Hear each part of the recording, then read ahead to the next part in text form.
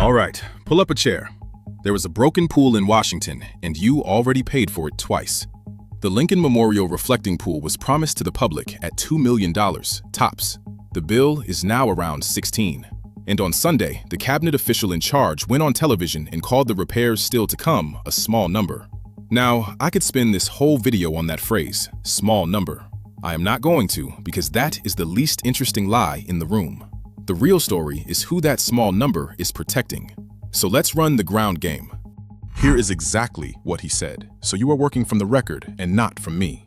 Interior Secretary Doug Burgum on ABC's This Week this Sunday called the cost of the remaining repairs, quote, a small number. $16 million into a $2 million promise, with the coating peeling off the bottom of the pool, and the man responsible looks at the camera and reaches for the word small. Hold on to that word. We are going to find out exactly how big small is. So let's walk the money, $1 at a time. The promise to the public was $1.5 million to $2 million.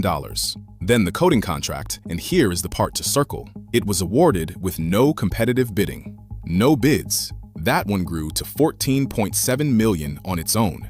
Then the water turned green with algae, so they brought in a machine to fight it. Another $1.7 million.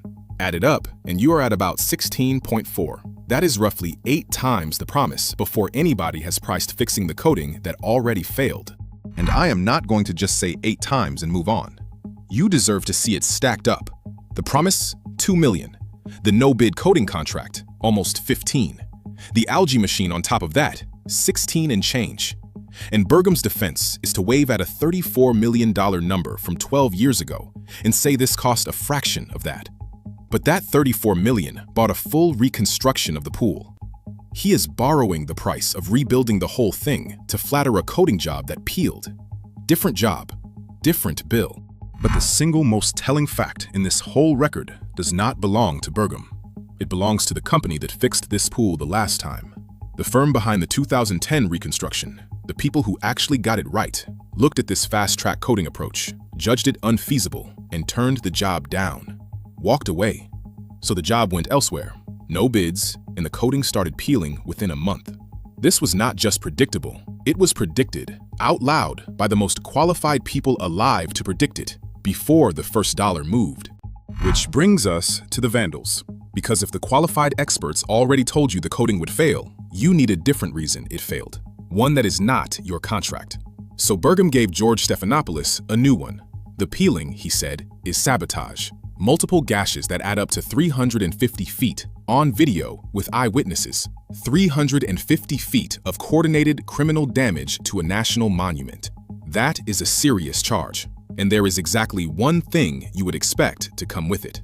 The video. Pressed to actually produce any of it, the video, the witnesses, one gash, he declined. Said that part is up to the courts.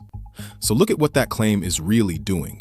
It takes a no-bid contract that blew past its own promise by 8 times, a coating the experts said would fail, and it failed on schedule, and it converts all of that into a crime committed by somebody else. That is the whole trick. The failure is not the contract's fault. It is the fault of vandals you are not allowed to see. And here is why you should care past the outrage.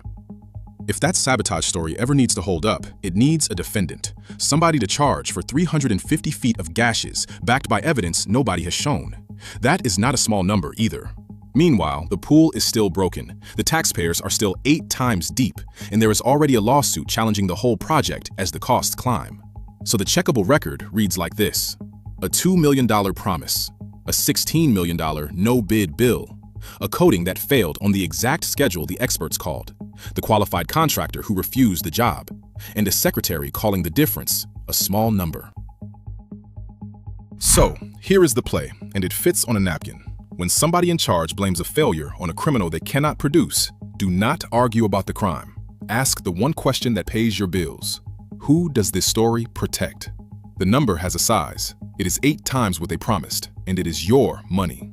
Maybe the video exists. If it does, showing it costs nothing and settles everything.